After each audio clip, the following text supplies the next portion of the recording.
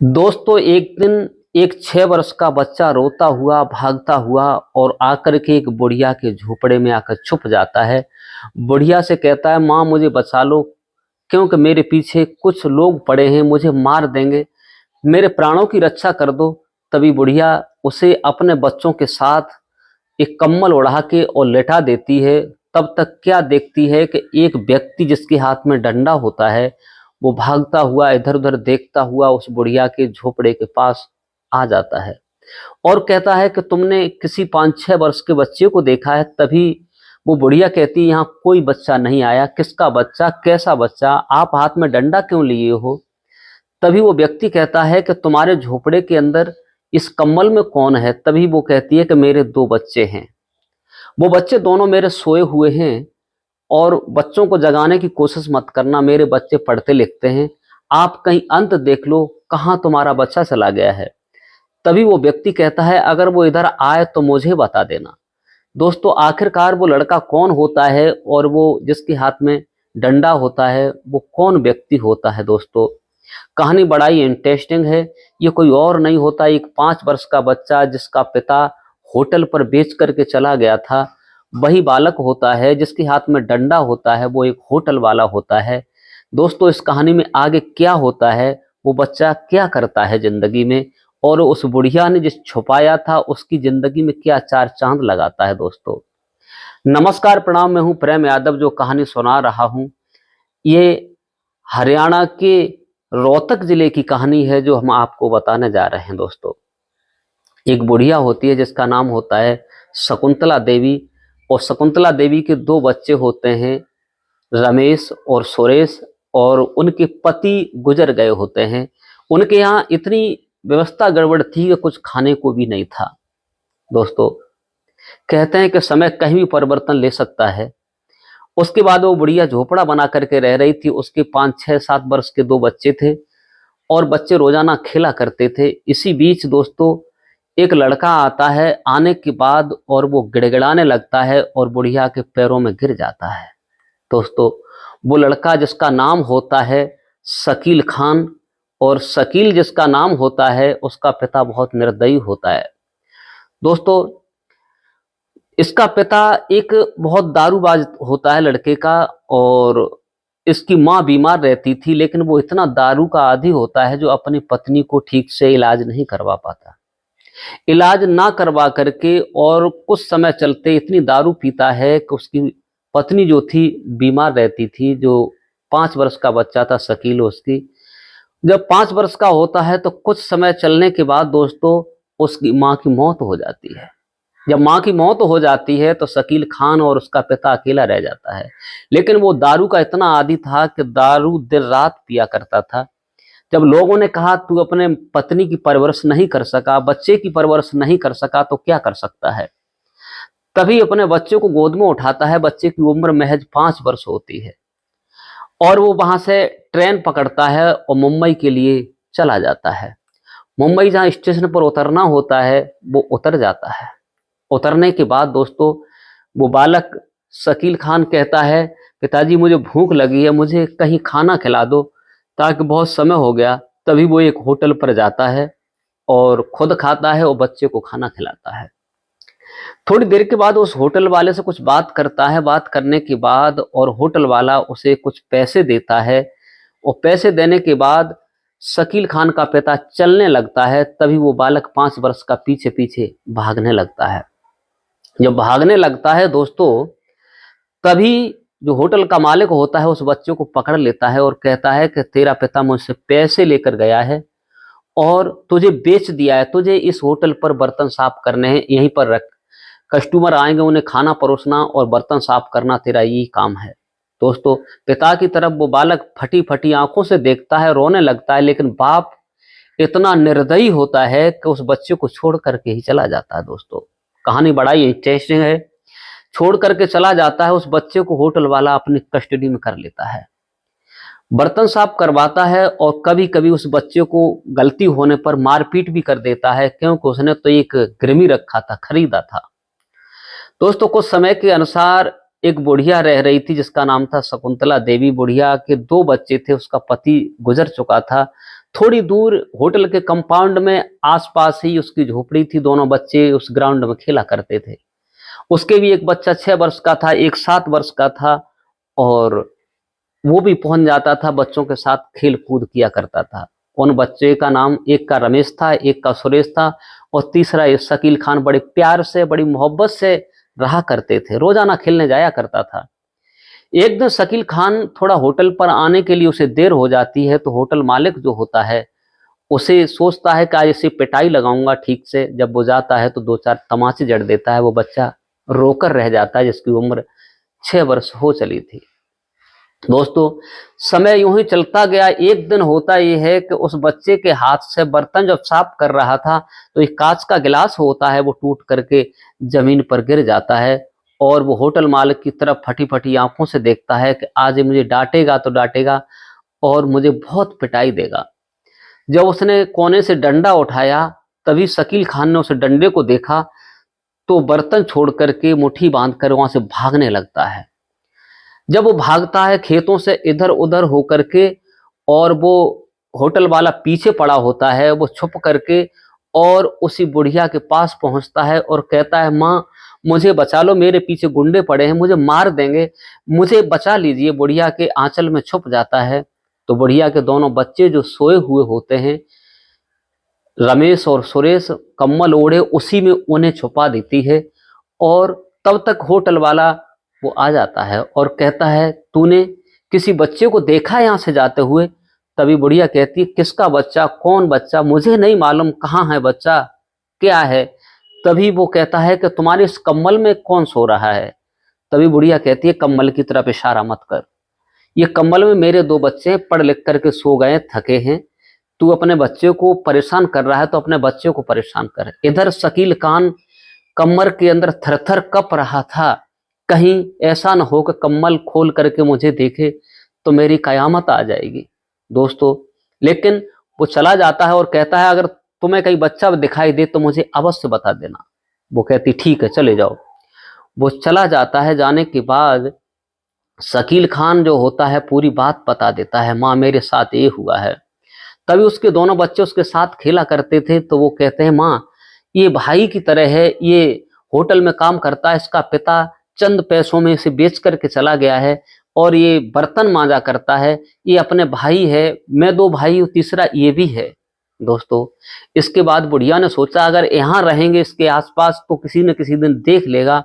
मेरे पास है ही क्या, मेरे पास झोपड़ा है और इसमें भगवान की मूर्ति रखी है, मैं भगवान की पूजा करती हूँ, और कुछ भी नहीं है मेरे पास। दोस्तों, बुढ़िया वहां से अपना बोरिया बिस्तर उठाती है, झोपड़े को ऐसे छोड़ करके वहां से 15-20 किलोमीटर दूर जा करके एक दूसरी झुग्गी बना करके एक प्लास्टिक की पन्नी तान कर तीनों बच्चों के साथ वहां रहने लगती है। वहां एक सरकारी स्कूल था, बहुत अच्छी उसमें पढ़ाई हुआ करती थी। उसमें तीनों बच्चों का एडमिशन हो जाता है, और उसी स्कूल में तीनों बच्चे पढ़ते हैं, और वहाँ खाना भी फ्री मिला करता था, तो बच्चे खाना भी खाते हैं। उसके बाद धीरे धीरे तीनों बच्चे हाई स्कूल पास कर लेते हैं।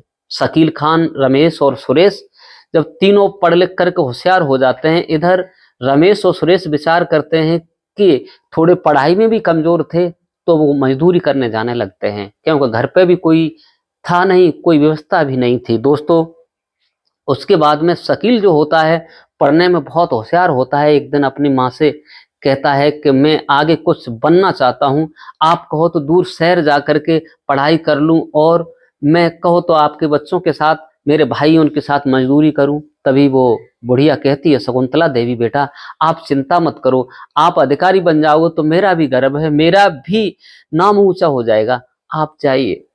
तभी वो लड़का बाहर चला जाता है पढ़ने के लिए।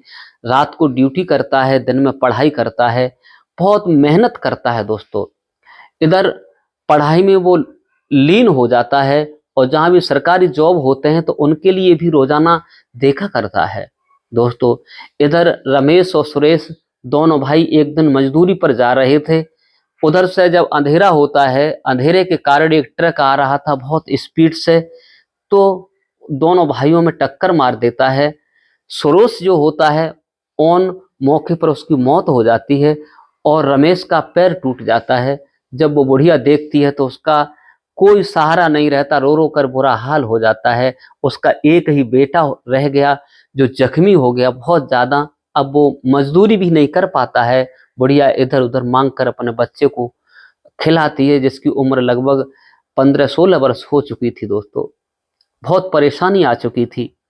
अब उसके बाद वो कुछ सही होता है तो उसे मजदूरी पे कोई नहीं रखता, फिर भी कुछ मजदूरी करता है, अपनी माँ का पेट पालन करता है रमेश। और उसी में रहते हैं खाते हैं। एक झोपड़ा है, झोपड़े में ठाकुर जी की मूर्ति है, भगवान का भजन करती है। इतना भी नहीं है कि अगर ये बीमार पड़ जाएं तो कहीं से इनका ट्रीटमेंट भी हो जाए। भगवान से यही कहती थी, प्रभु मेरी रक्षा करना, ऐसे कैसे काम चल सकता है, मेरा कोई नहीं। 2 बच्चे थे, उसमें से एक रह गया दोस्तों। उधर जो शकील खान होता है वो पढ़ लिख करके जहाँ सरकारी जॉब निकलते थे अपना फॉर्म डालता था, तो वो एक बैंक में मैनेजर बन जाता है। जब बैंक में मैनेजर बनता है तो उसे याद आता है कि मेरी माँ है, मेरी माँ है जो माँ की तरह प्यार दिया है। तो वो बालक उसी समय गाड़ी उठाता है, गाड़ी लेकर के सीधा वहीं अपनी माँ के पास पहुंचता है। और अच्छे कपड़े पहने थे क्योंकि उसे समय हो चुका था। बुढ़िया सवेरे सवेरे वो अपने जो मंदिर था छोटा सा झोपड़े में, वहां पूजा कर रही थी। पूजा करने के बाद तब तक शकील खान वहीं खड़ा देखता रहता है। उसके बाद में जैसे बुढ़िया मुड़ के देखती है कि एक व्यक्ति खड़ा है, एक लड़का है, युवंग है, जो अच्छे कपड़े पहने हैं दोस्तों। वो देखते ही कहती है, तुम कौन हो भैया, यहाँ क्या करने आए हो? तभी वो लड़का कहता है, तुमने मुझे पहचाना नहीं? बुढ़िया कहती, बेटा मैंने नहीं पहचाना। तभी वो कहता है, माँ मैं शकील खान हूँ, मैं बैंक में मैनेजर बन चुका हूँ और मैं तुम्हारे पास आया हूँ। भाग करके बुढ़िया के पैरों पर शकील खान गिर पड़ता है। बुढ़िया अपने हृदय से लगा लेती है और कहती है, बेटा अच्छा किया तुमने। तभी वो कहता है कि मेरे दोनों भाई कहाँ गए हैं, रमेश और सुरेश? तभी बुढ़िया रोने लगती है, कहती है, बेटा बस यही मत पूछो, तुम्हारा एक भाई सुरेश ट्रक एक्सीडेंट में उसकी मौत हो गई है, तुम्हारा छोटा भाई रह गया है, उसका भी पैर टूट चुका है। मजदूरी भी जैसे भी करता है वो करता है, तब तक मजदूरी करके वो भी आ जाता है। जैसे ही अपने भाई को देखता है तो गले से लगा लेता है और कहता, भैया ये तुम्हारा क्या हाल हुआ है दोस्तों। उसके बाद में बुढ़िया कहती है, बेटा ठीक है, काम अच्छा चल रहा है, कोई हमें यही खुशी है कि तुम अधिकारी बन चुके हो। मेरे 2 बेटे थे, 3 हो गए, 3 के भगवान ने 2 कर दिए। ठीक है, आप जैसा भी कर रहे हो ठीक। लेकिन वो कहता है कि माँ कोई बात नहीं है, आप यहाँ से ये रहना देना छोड़ दो। मैंने मकान ले रखा है, फ्लैट किराए पर ले रखा है, आप मेरे भाई के साथ चलो, नहीं तो आपको मेहनत मजदूरी करनी पड़ेगी, कुछ नहीं। तो वो बुढ़िया कहती है, बेटा क्या करूं, कोई सहारा भी नहीं है। बोले, मैं हूं तुम्हारा बेटा, तुम्हारा बेटा हूं मैं। तभी अपनी माँ को, अपने भाई को लेकर के शकील खान ममता देवी जो शकुंतला देवी थी उसको माँ समझकर अपने घर ले जाता है। घर जाने के बाद रहने लगते हैं बड़े प्यार से। दोस्तों ड्यूटी करने गया था एक दिन, जब बैठा हुआ था और उसके बाद लंच में बाहर आता है। बाहर आने के बाद देखता है कि एक भिखारी गेट पर बैठा हुआ है। फिर वो चला जाता, शाम को छुट्टी होती है तो भिखारी वहीं बैठा मिलता है। उसके पास जाता है और पूछता है कि बाबा आप कौन हो, यहाँ क्यों बैठे हो? तभी वो अपनी दास्ता बताता है। तभी वो शकील खान समझ जाता है कि ये मेरा ही पिता है, वो कोई और नहीं, जो उसे होटल पर बेच करके गया था उसका ही पिता था दोस्तों। अपने पिता को साथ लेता है और ले जाकर घर पे करता है और अपनी माँ को पूरी बात बताता है, माँ यही मेरा पिता कसाई है, जो कि इसने मुझे होटल पर बेचा था चंद पैसों में और दारू पीने का आदी था दोस्तों। तभी वो कहती है, कोई बात नहीं, पिता तो पिता होता है, तसल्ली से इसे भी रखो दोस्तों। उसके बाद वो बीमार, उसका पिता पड़ जाता है। तभी वो शकुंतला देवी कहती है, अपने पिता का इलाज करवाओ। तभी वो कहता है कि इसकी इलाज तो करवाना ही नहीं है, इसने तो मेरी माँ को मार डाला, मुझे भी होटल पर बेच दिया। लेकिन तभी वो बुढ़िया कहती है, बेटा आखिर बाप तो बाप होता है, जन्म देने वाला होता है, कर्म बनाने वाला होता है, आखिरकार तुम्हें धन नहीं आते तो हो सकता है क्या होता। तभी वो अच्छा सा इलाज करवाता है, वो स्वस्थ हो जाता है। इसके बाद में वो बुढ़िया शकुंतला देवी कहती है, बेटा आप ऐसा करो, अपना विवाह कर लो, शादी योग्य हो। तभी शकील खान कहता है, माँ अपने भाई का विवाह करेंगे, उसके बाद में हम अपना करेंगे।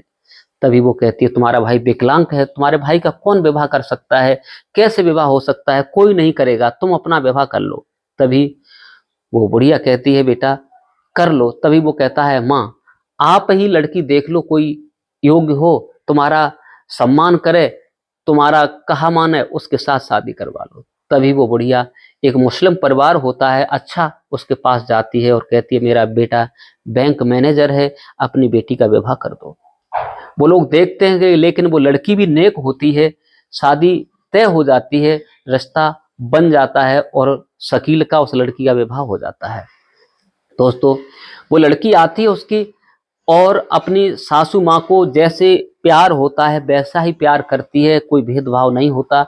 इधर जो शकुंतला देवी अपना एक कमरा है उसमें भगवान की पूजा पाठ करती थी, उधर उसकी पत्नी जो होती है अपने दूसरे कमरे में नमाज पढ़ती थी, लेकिन कोई भेदभाव नहीं था। परिवार एकदम ठीक ठाक चल रहा था, कोई भेदभाव नहीं था। दोस्तों, इस प्रकार से शकील ने उस बुढ़िया को उसके साथ जो किया था, उसकी जिंदगी को संभाला, कहा मैं जब तक जिंदा हूं तब तक तुम्हारे ऊपर कोई आंच आने की नहीं है। दोस्तों, उसके बाद वो बड़े प्यार से अपने परिवार के साथ, उसके 2 बच्चे भी हो जाते हैं, घर परिवार ठीक से चलने लगता है। दोस्तों, ये थी कहानी उस शकील की, जो उसने एक हिंदू महिला को अपनी माँ का दर्जा देकर उसका अंत तक समय निकाला और समय के साथ उसका हर काम किया। दोस्तों, इस कहानी को सुनाकर किसी को परेशान करना नहीं, दिल दुखाना नहीं। अगर हमारी कहानी अच्छी लगी हो तो लाइक कमेंट शेयर करना ना भूलें, और तब तक अगले वीडियो के लिए इंतजार करते हैं। धन्यवाद। जय हिंद, जय भारत। अपना ख्याल